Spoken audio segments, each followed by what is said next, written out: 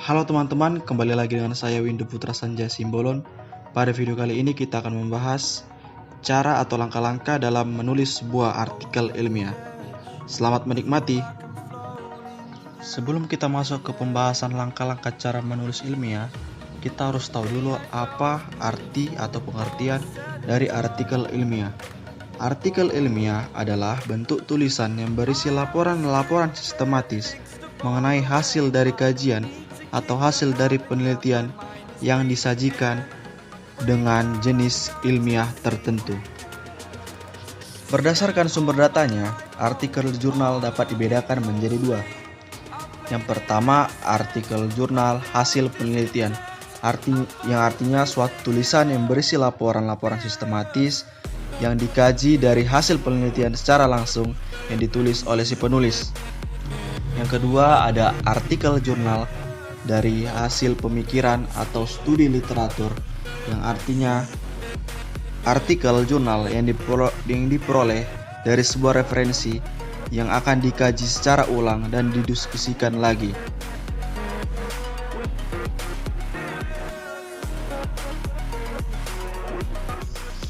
Langkah pertama dalam menulis artikel jurnal yaitu menentukan topik. Penentuan topik sangat penting dalam penulisan karya ilmiah, sebab topik adalah inti utama dari seluruh isi tulisan yang hendak disampaikan kepada pembaca. Ada beberapa hal yang perlu diperhatikan ketika menentukan topik, yaitu kita harus menentukan topik yang relevan atau sesuai dengan judul atau tema dari penulisan kita. Isu-isu yang dibahas biasanya mengenai isu ekonomi, isu politik, isu budaya, dan isu-isu lainnya. Topik yang baik seharusnya juga memiliki relasi peta jalan atau yang biasa yang disebut dengan roadmap penelitian. Setelah menentukan topik masalah yang akan diangkat dalam tulisan ilmiah, kita harus mencari berbagai artikel atau pustaka yang pernah digunakan atau pernah membahas topik yang sama. Kita harus mencari artikel yang terbit paling muda terdekat dengan tahun tulisan ilmiah yang akan kita publikasikan. Untuk artikel biasanya 3 tahun, sedangkan untuk buku biasanya maksimal 10 tahun. Setelah menemukan dan menentukan artikel dan pustaka terkait topik yang akan dikaji atau dibahas, kita perlu membatasi pembatasan tulisan ilmiah tersebut, sehingga akan mempermudah kita dalam pencarian datanya. Untuk membatasi pembahasan artikel yang akan ditulis, kita dapat melakukan dengan dua cara. Yang pertama, buatlah daftar perbedaan antara kenyataan dan harapan terkait dengan permasalahan atau topik masalah, sehingga kita akan dapat mengembangkan latar belakang masalah. Setelah itu, tentukan rumusan masalah yang akan digunakan. Kemudian, langkah yang kedua yaitu tentukan rumusan masalah yang akan digunakan dalam tulisan ilmiah, lalu kembangkan latar belakang. Sebelum kita memulai menulis latar belakang, kita wajib memasukkan semua sumber referensi yang ada, baik itu artikel, buku, ataupun sumber-sumber literatur lainnya yang mendukung tulisan ilmiah kita. Setelah menentukan rumusan masalah, langkah selanjutnya yaitu kita harus membuat latar belakang masalah. Latar belakang masalah terdiri dari beberapa paragraf yang saling terkait dan menguatkan rumusan masalah. Hal yang terpenting dari latar belakang yaitu latar belakang masalah harus disusun untuk mengiring pembaca kepada rumusan masalah yang telah ditetapkan oleh penulis. Dalam menyusun latar belakang masalah, ada beberapa langkah yang harus kita perhatikan. Yang pertama yaitu latar belakang masalah pada awal paragraf harus menggambarkan pandangan kita sebagai penulis tentang topik permasalahan yang akan kita angkat. Kemudian paragraf berikutnya kita gunakan untuk menggambarkan kenyataan apa yang kita lihat dan kita bandingkan dengan hasil penelitian sebelumnya yang telah dipublikasikan melalui jurnal untuk mendukung dan mengkontraskan pandangan kita terhadap tulisan tersebut. Paragraf terakhir dalam latar belakang masalah yaitu untuk mengaitkan permasalahan dengan rumusan masalah. Artinya, memiliki tujuan seberapa penting permasalahan tersebut untuk dibahas dalam tulisan kita. Langkah selanjutnya yaitu lanjutkan membuat bagian pendahuluan tulisan artikel. Yang kita lakukan pada membuat pendahuluan yaitu membuat kajian pustaka dan metode. Kajian pustaka merupakan bagian penting dalam suatu tulisan ilmiah, termasuk artikel ilmiah baik yang bersumber dari penelitian maupun hasil pengembangan pemikiran. Kajian pustaka merupakan elaborasi penelitian, kajian terdahulu, landasan teoretis dan kerangka konsep yang digunakan dalam tulisan yang akan dibuat. Hal yang dilakukan penulis pada bagian ini adalah menjelaskan atau mengkaji relevansi teori, konsep, dan metode yang digunakan dalam penelitian atau kajian terdahulu terhadap tulisan yang akan diangkat atau topik yang akan dibahas. Langkah yang keenam yaitu setelah selesai dengan bagian kajian atau tinjauan pustaka, lalu kita harus melanjutkan untuk menulis metode penelitian.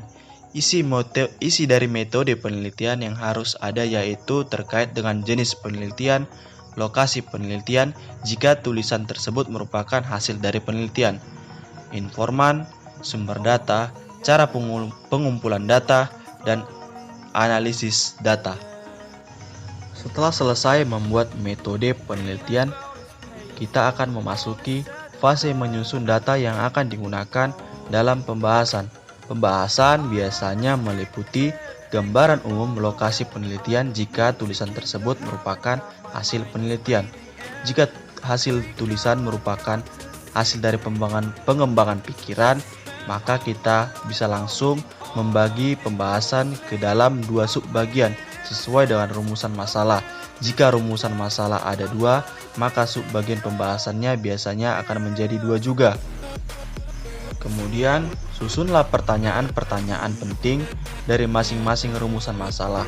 Gunakan rumus 5W tambah 1H untuk mengembangkan pertanyaan-pertanyaan yang akan kita buat atau kita cantumkan dalam tulisan artikel ilmiah kita. Langkah selanjutnya, carilah jawaban-jawaban dari pertanyaan tersebut melalui artikel-artikel yang telah kita peroleh sebelumnya. Susunlah jawaban secara berurutan sesuai dengan urutan pertanyaan yang diajukan pada rumusan masalah. Selanjutnya, mulailah menulis pembahasan. Namun, jangan lupa untuk mencantumkan citasi atau kutipan yang kita gunakan dalam tulisan kita. Ada dua cara yang dapat kita gunakan dalam menyusun pembahasan. Yang pertama, tulislah terlebih dahulu jawaban dari setiap artikel sesuai dengan pertanyaannya. Setelah jawaban artikel terhadap pertanyaan pertama sudah semua kita tulis, lalu tambahkan beberapa paragraf atau pendapat interpretasi kita terhadap data, atau kita bisa melakukannya dengan menuliskan jawaban artikel terhadap pertanyaan yang telah kita susun satu persatu dengan mengomentari atau memberikan tanggapan-tanggapan, pendapat, interpretasi terhadap setiap jawabannya satu persatu. Setelah selesai membuat pembahasan dengan menjawab segala pertanyaan yang ada pada rumusan masalah, langkah selanjutnya yaitu membuat kesimpulan. Kesimpulan merupakan pernyataan singkat, jelas, dan sistematis dari keseluruhan hasil analisa pada pembahasan penelitian. Sedangkan saran merupakan usul atau pendapat dari penulis yang berkaitan dengan pemecahan masalah yang menjadi objek penelitian atau kemungkinan menjadi penelitian lanjutan.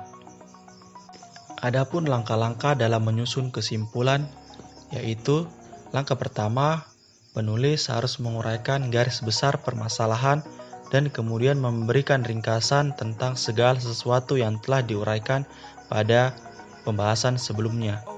Pada langkah berikutnya, penulis harus menghubungkan setiap kelompok data dengan permasalahan untuk sampai pada kesimpulan tertentu. Langkah terakhir dalam menyusun kesimpulan adalah menjelaskan mengenai arti dan sebab akibat tertentu dari kesimpulan-kesimpulan itu secara teoritik maupun praktis. Selanjutnya, dalam membuat saran, seusai menutup kesimpulan, penulis dapat memberikan saran atau rekomendasi guna penelitian lebih lanjut maupun saran-saran yang lebih praktis atau berfaedah secara real. Seperti halnya kesimpulan, dalam menyusun saran hendaknya penulis tidak menyarankan sesuatu yang tidak mempunyai dasar atau keterkaitan dengan permasalahan yang dikemukakan dengan penulis agar permasalahan yang ada dapat dipecahkan sebaik-baiknya di waktu mendatang. Langkah selanjutnya yaitu membuat abstrak. Abstrak merupakan gambaran umum dari keseluruhan tulisan, meliputi tujuan tulisan, teori yang digunakan. Pada bagian abstrak juga menjelaskan kelompok kajian apa yang kita bahas dalam artikel tersebut. Misalnya antropologi pendidikan, hasil pembahasan, dan rekomendasi. Pada abstrak jangan lupa untuk mencantumkan kata kunci yang merupakan kata atau konsep yang penting yang dapat digunakan sebagai kata kunci pencarian terhadap tulisan. Kata kunci pada umumnya terdiri 1-3 kata dan jumlahnya maksimal 5-7 kata kunci. Langkah yang paling akhir yaitu membuat daftar pustaka.